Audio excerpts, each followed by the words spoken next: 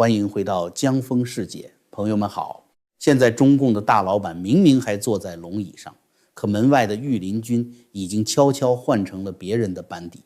两样最要命的权，管乌纱帽的人事，管抓人的纪律，也早被元老院的眼线接管了。他退无可退，只能咬着牙死死盯着那个决定他生死的日子。7月2号早上，这个日子露头了。新华网头版第一条，习近平总书记重要讲话热烈鼓舞全党全军全国各族人民，喜气洋洋。可你接着往下翻到不起眼的第24条，一行小标题：李鸿忠在北京调研县乡两级人大换届选举工作。头条还在给他拜寿，第24条已经在张罗换届了。那一瞬间，红墙里的温度直接降到了冰点，7·1的蜡烛还没凉，甚至连21大的门票还没开始印，元老院的锣就已经在大老板的耳边震天动地地响起来了。办差的李鸿忠身份极其微妙，在中共的官场里能混到今天，他靠的是全党数1数2的嗅觉。当年他那句忠诚不绝对就是绝对不忠诚，直接把自己绑上了大老板的战车，成了全党公认的第1号表忠模范。老习一直觉得只要这条狗还在门口摇尾巴，自己就还有筹码。可偏偏是7月2号这一天，这位表忠模范没有像往常一样在报纸上大喊拥护核心，而是极其勤快地跑去给换届跑腿了。换届这2个字搁在平时不过是官僚体制的例行公事，县里的干部还盼着他位子好挪一挪，但搁在此时此刻军权与人事权尽失的老习头上，这2个字就是元老院砸向他的催命符。这话不是夸张，他下本钱最大的一件事就是不让换届落到自己头上。2018年修宪，把宪法里国家主席连任不得超过2届那一条整个删掉。人民大会堂里2900多票赞成，反对的只有2张。2022年20大，把胡锦涛隔代指定的接班人胡春华一脚踢出局，连政治局都没让进。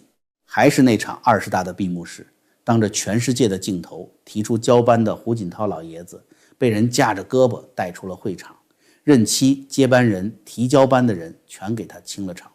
他为什么这么怕交班？道理不复杂，交权那天就是算账那天，这个先例还是他自己立的。他一上台，前朝的政法王周永康无期，军委副主席徐才厚人死在审查里，另一个军委副主席郭伯雄无期。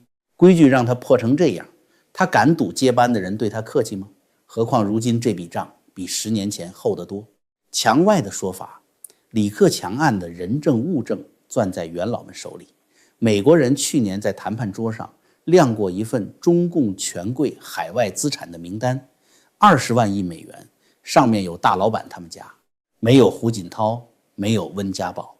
所以换届这2个字，别人听是程序，他听是清算的日程表。可怕归怕，过去这些年他从来不慌。为什么？因为这套程序从头到尾攥在他自己手里。中共的选举要害从来不在投票，在进入候选名单。想要进名单，得先过政治关，组织考察。这道关是各级党委的组织部门把的，县委组织部、市委组织部、省委组织部，一直到中组部。所以换届的全国部署会议从来都是人大常委会办公厅会同中组部、中宣部一起开。人大的副委员长讲完话，紧接着讲话的就是中组部部长。投票是老百姓的事，把关是组织部的事，把关的是谁的人，选出来的就是谁的人。上一轮换届2021年3月，同样的全国部署会议出来讲话的是王晨和陈希。陈希老习的清华室友，替他把了10年干部档案的关，把关的是自家兄弟，所以那一轮他一点不慌。选票层层往上走，走到2023年3月的人民大会堂，全票选老习连任国家主席。今年这个会4月1号开了，名分一个字没改，讲话的还是那2个位子，可人全换了。人大这边换成了李鸿忠老习的人，中组部这边却换成了石泰峰元老们的人。至于过去的那个中组部部长陈锡本人，6月初党校校长的帽子被摘了，人再没露过面，墙外的说法已经被隔离审查了。还有个日子寸得很，爆料说就在换届部署会召开的同一天，4月1号，胡春华出任了清算习家班的组长，接班的流水线开闸，清算组挂牌1天里办完。把关的人换了，这台机器往哪儿转？2条线，一条通到2028年3月选下一任国家主席，另一条更近，通到明年21大2000多名党代表，按上一届的终点，年底前后就要启动选举，把政治关的还是同一套组织系统。党代表进了会场选中央委员，中央委员开全会定总书记。可您算算这笔账，把关的人换了，选出来的代表就换了人，代表换了人，中央委员就换了人，中央委员换了人，明年总书记那个位子落在谁头上还用算吗？他自己2022年就是靠这台机器全票连任的。可现在机器还是那台机器，只是机器转的方向掉了个头。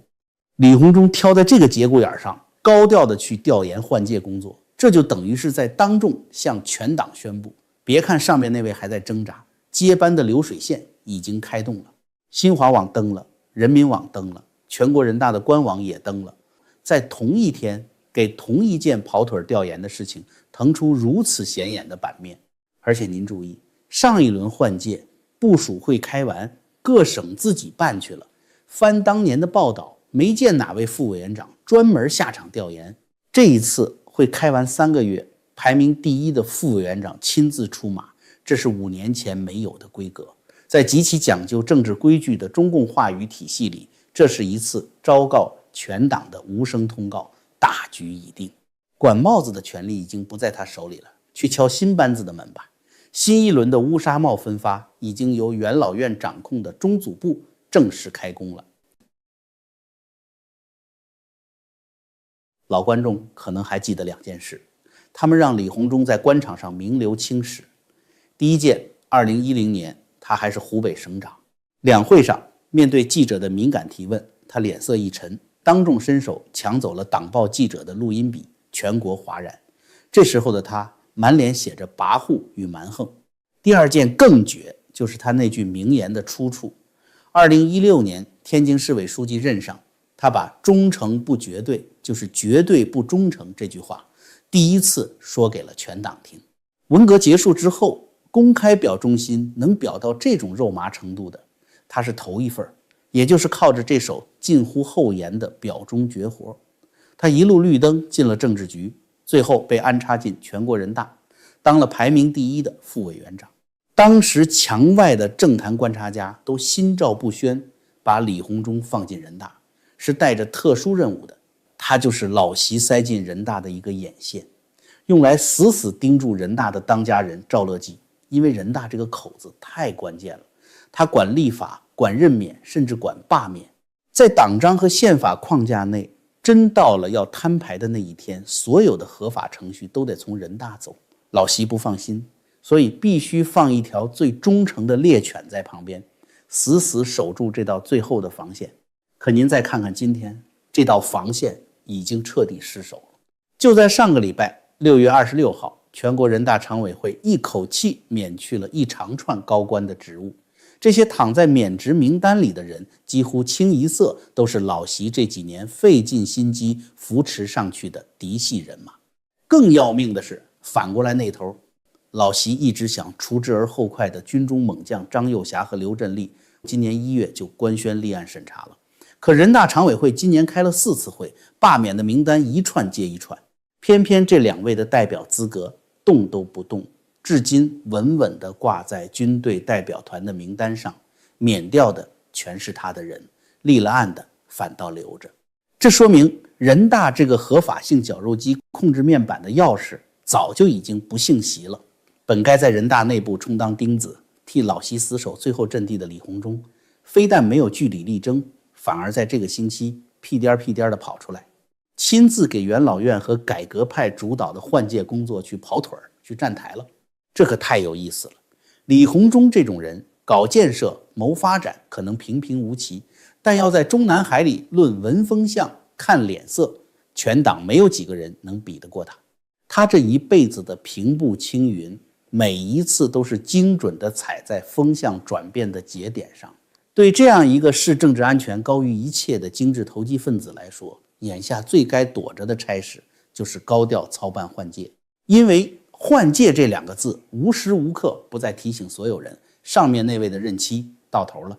如果李鸿忠觉得老习手里还攥着枪杆子，还能像以前一样只手遮天，这趟差事他绝对会找100个理由推脱，生怕得罪了老主子。可他不仅去了，还生怕别人不知道似的，让3家官网同一天一起登了出来。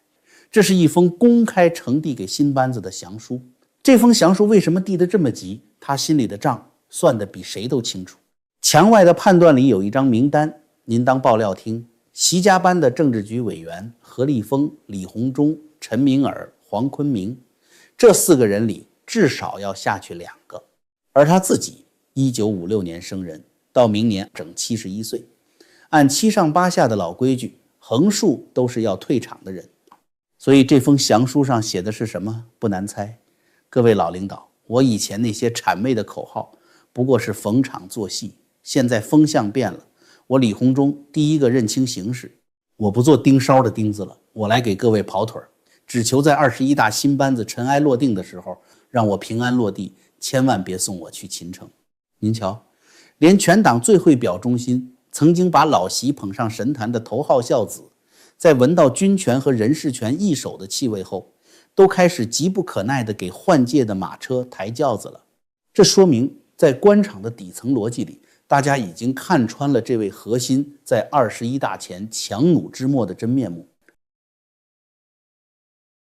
在7·1建党节的前后2天，中纪委抓人的大机器一条抓人的通报都没有，页面上全是红彤彤的庆祝壁纸和拜寿口号。这其实好理解，过生日嘛，总得给点面子，刀得先藏起来，在后台默默地排着工期。7月2号天一亮，共产党的生日一过完，这台抓人的机器立刻恢复原速，大喇叭一开，大型国企、水利建设、工人组织、政府智囊、地方人大5个看起来风马牛不相及的部门，在同一天被一锅端了。您得看懂这背后的节奏。中纪委这台大机器今年抓人根本不是看心情，更不是一阵风，而是像工厂流水线一样，手里早拿了一张生死簿，排好了工期，时间一到，挨个拉上断头台。这里头最狠也最值得说破的是广东省总工会的原副主席杜陵被查这一条。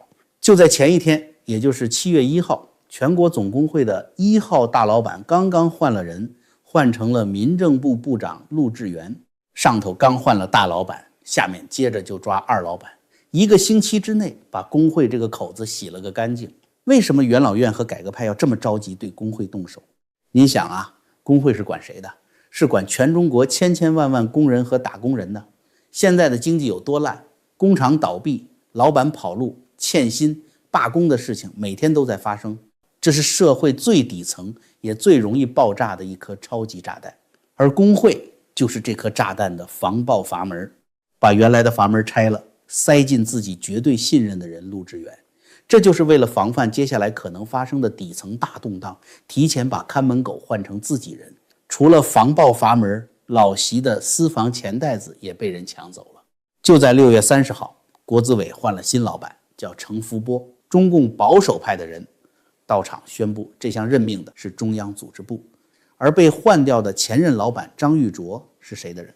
是陈希，就是前头说的那位老习的清华室友，帮他管了10年干部档案的大总管亲手安插上去的。国资委是全国所有暴利国企、央企的总账房，是中国所有的国有资产真金白银的大管家。现在把张玉卓换成程福波，这就等于把老习手里最肥的一把保险箱钥匙硬生生给夺走。换了人以后，老习想花钱，想用国企的钱去给自己撑门面，对不起，账房先生现在不听你的了。咱们天天盯着这些揪心的大事，熬夜操心上火，最先熬垮的其实是自己这副身子。我自己一直在喝的是普瑞堂的玄宝黑参，久蒸久晒，古法炮制，性子温和，不上火，补气养元，抗疲劳，提精神，特别适合咱们这种长期熬夜费脑又上了点年纪的人，一天一支泡水就行。现在还有活动，每满$500送一根玄宝黑参原参，多买多送，上不封顶。优惠码 GF， 全球包邮。需要的朋友视频下方点进去看看。好，药补能养好身体，但接下来咱们要说的这剂药对红墙里的那位来说，可就是能让人瞬间气绝的毒药了。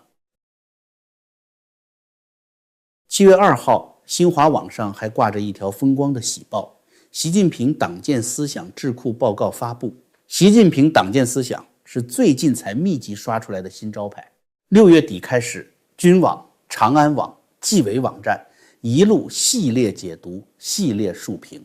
可他原来那块招牌不是这个，原来那块叫习近平新时代中国特色社会主义思想，管天管地，经济、外交、军事、党务，一块牌子管一切。现在新修的这块呢，只管党建，就是党内开会、学习、写心得、讲纪律、抓思想教育。它不是管钱袋子的地方，也不是管枪杆子的地方，更不是管干部升迁的位置。原来是全党全国都得听他的，现在变成以后学习党建的时候可以专门学一学他。这就是人还没退，但他的位置已经先退了半步。稍微懂点党内政治规矩的人，看到习近平党建思想之后都会会心一笑。因为在共产党的政治传统里，只有一种人才会被如此系统的盖棺定论的去总结思想，那就是已经住进纪念堂或者已经退居2线的老同志。一个人还坐在台上，党的笔杆子们就已经开始迫不及待地清点他的思想遗产了。这在庙堂里叫人还没退，灵堂先搭好了。而在红墙之外，真正掌权的派系正在把大老板这些年吹过的外交气球一个一个戳破。王毅跟美国国务卿卢比奥通了电话，同一天，商务部宣布中美原则上同意降低部分农产品的关税。还是这2天，中欧敲定今年秋天开第2次经贸例会，王毅本周还要跑一趟北欧4国，中美中欧2条线在实打实回暖，不喊打喊杀了，坐下来算账。这是谁的路线？您对照他这些年东升西降的调子，自己品。最扎眼的一幕发生在中东，北京嘴里的铁杆盟友、战略伙伴伊朗最高领袖哈梅内伊死了。按大老板过去指明方向的脾气，这样一位反美阵营的巨头国葬，北京高规格的吊唁代表团早就出发了。可这一次北京派去送葬的人叫何为，全国人大的副委员长，可他是农工党的主席，连共产党员都不是。共产党给老朋友送葬，派了一位党外人士，这一手是当着全世界给伊朗定价，礼到了人就不必了，谁定的价？反正不是这些年天天举杯中伊友好的那位。发现了吗？台上报纸还在声嘶力竭地喊着，热烈鼓舞全党，台下换届的发条已经上紧，落马的名单已经贴出，思想的牌位已经入庙，连外交的方向盘也已经被别人一把夺过去，狠狠地掉了头。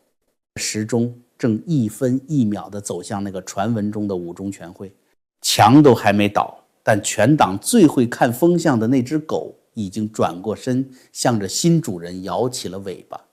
这出戏真的要落幕了。今天这期咱们就讲到这儿。